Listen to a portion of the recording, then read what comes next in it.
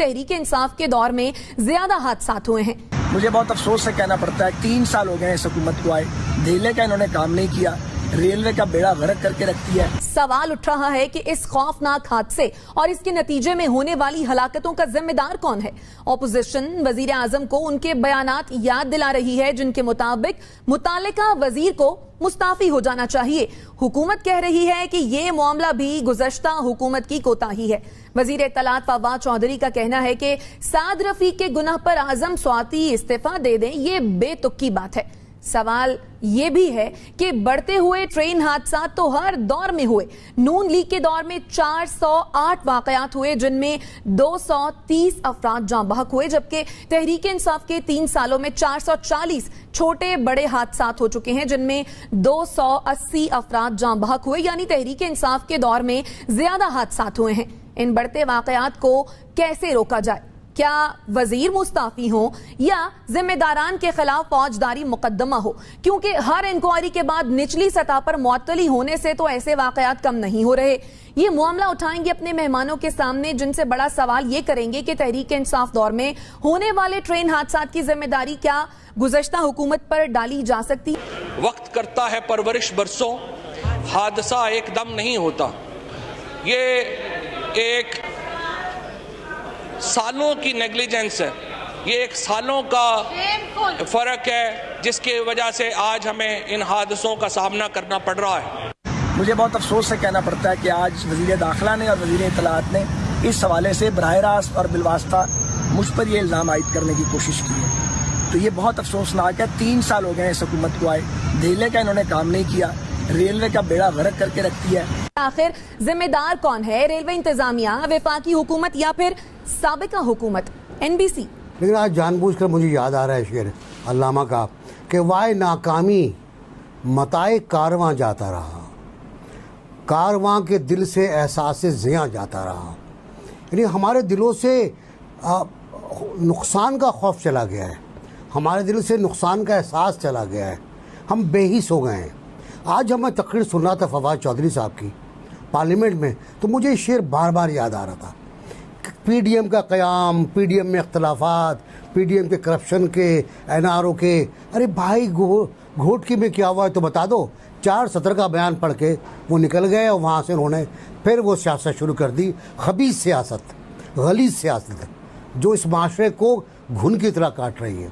ये घोटकी का वाक़या नया नहीं है भाई, ये शेख रशीद के ज़माने में भी हो चुका है। वो कहने लगे जी ड्राइवर जिम्मेदार है। एक और वाक़या हुआ कि हाजी जिम्मेदार है, ज़ाहिरीन जिम्मेदार हैं जो तबलीग के लिए जा रहे थे, उनका चूल्हा फट गया।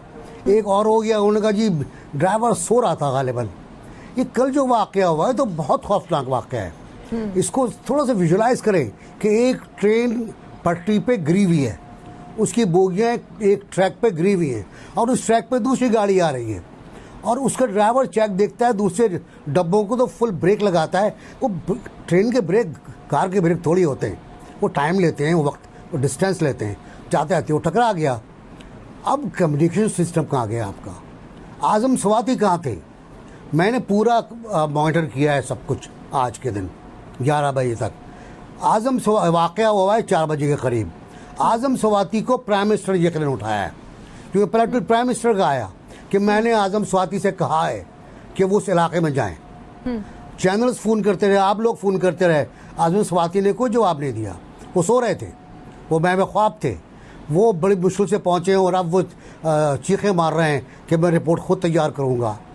कैसा आदमी है जिसके बाड़े में भैंस घुस जाती है तो वो क्लाशनकोफ लेके बाहर निकल आता है और बच्चों को कत्ल करने की कोशिश करता है, आईजी का तबादला कराया जाता है।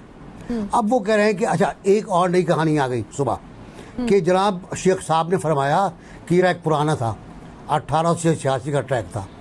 DS कहता है कि ये ट्रैक पुराना नहीं है, ये ट्रैक नहीं था, लेकिन इस पूरे ट्रैक पर 14 मुकामात हैं जो कमज़ोर हैं। इनकी रिपोर्ट मैंने मिनिस्टर समेत तमाम अफराद को भेज दी थी कि इनकी मरम्मत की जाए। इनकी मरम्मत नहीं की गई। फंड जारी होना कोई मसला नहीं होता, फ़ंड ज़ाये जाते हैं। अभी हमारा K4 का फ़ंड ज़ाया हुआ है 12 अरब रुपए का, उस पर काम ही नहीं हुआ ज़ाहिर है सिंध के कराची के अंदर। तो वो फ़ंड ज़ाया जाते हैं, फ़ंड दिए जाते हैं, फैशन हो गया है वो, उस पर काम नहीं हुआ, मरम्मत नहीं हुई। अब फरमा रहे हैं स्वाति साहब कि हमारे पास ऑटोमेटिक सिग्नल नहीं है। क्यों नहीं है भाई? 70 साल का ताना अब मत देना, खत्म हो गया 70 साल। 70 साल भी खत्म हो गए। अब 3 साल से आप हैं, फिर आप हाई मोरल ग्राउंड पर आप आए थे और 3 साल किसी को इल्जाम नहीं देंगे, मेंटेनेंस किसी को दोष नहीं देंगे, हम अपना काम करेंगे। बिल्कुल इनको देखिए ना, अगर ये ट्रैक खराब था तो इसकी मरम्मत होनी चाहिए थी। आप बार बार मुझे गिदड़ सिंगी दे रहे हो कि ML1 हो जाएगा तो ठीक हो जाएगा। मतलब उस वक्त तक लोग मरते रहे, उस वक्त तक 40-40, 50-50, 200 लोग मरते रहे जब तक ML1 नहीं आएगा। तो मेरा ख्याल है, शेख रशीद ने भी कहा, आजम स्वाति ने भी कहा, कई वुज़रा ने कहा, फर्रुख हबीब ने कहा कि ML1 आ जाएगा तो ठीक हो जाएगा। तो भैया जब तक ML1 नहीं आता है आप ट्रेन बंद कर दें, हमारे लोगों को ना मारें। लोग शादियों में जा रहे थे, शादियों का जेवर और जहेज उनके साथ था, क्या गुजरी होगी यार, कुछ तो सोचो, खुदा का खौफ करो। बिल्कुल बिल्कुल। सुनैरा, आप इस पर क्या कहेंगी? व्हाइट एलिफेंट या सफेद हाथी कहा जाता था रेलवे जैसे इदारों को, जो कि खस्ता हाली का शिकार है और इस किस्म के हादसात हमें आए रोज देखने को मिल रहे हैं। ऐसे में जिम्मेदारी किस पर आयद होती है? क्या गुज़श्ता हुकूमत को जिम्मेदार करार देकर क्या मौजूदा हुकूमत की जिम्मेदारी पूरी हो जाती है?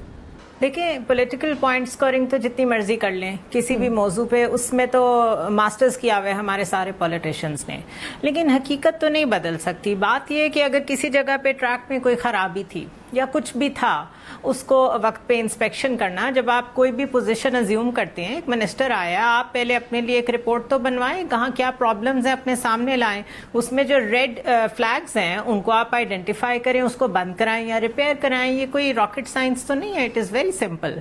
तो अगर आप वो नहीं कर रहे, गवर्नमेंट आपकी है, जिम्मेदारी आपकी होगी, बल्कि इवेंचुअली वजीर आजम पे जाएगा। शेख रशीद के दौर में भी बहुत बुरा हादसा हुआ था, लोग जल के मर गए थे। द प्रॉब्लम इज कि इंसानी जान की कोई कदर ही नहीं रही। अभी वो सोशल मीडिया पे एक रेंज रोवर का वायरल हुआ है क्लिप, जिसमें उस बंदे ने जिस तरीके से मोटरसाइकिल सवार को कुचला है और उसके बाद वो उसे रिवर्स करके भागा है। मतलब कुछ ज्यादा अरसा नहीं गुजरा जब एक पॉलिटिशियन साहब ने एक पुलिस कांस्टेबल को मार दिया था।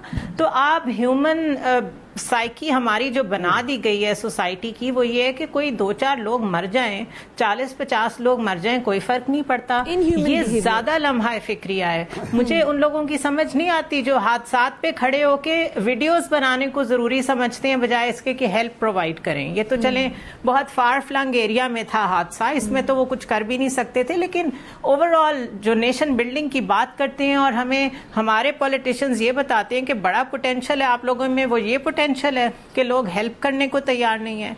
दूसरा, ML1 की सारी बात कर रहे हैं, अगर पूरी दुनिया के साथ आप मवाजना करें, ML1 40 साल पहले बननी चाहिए थी।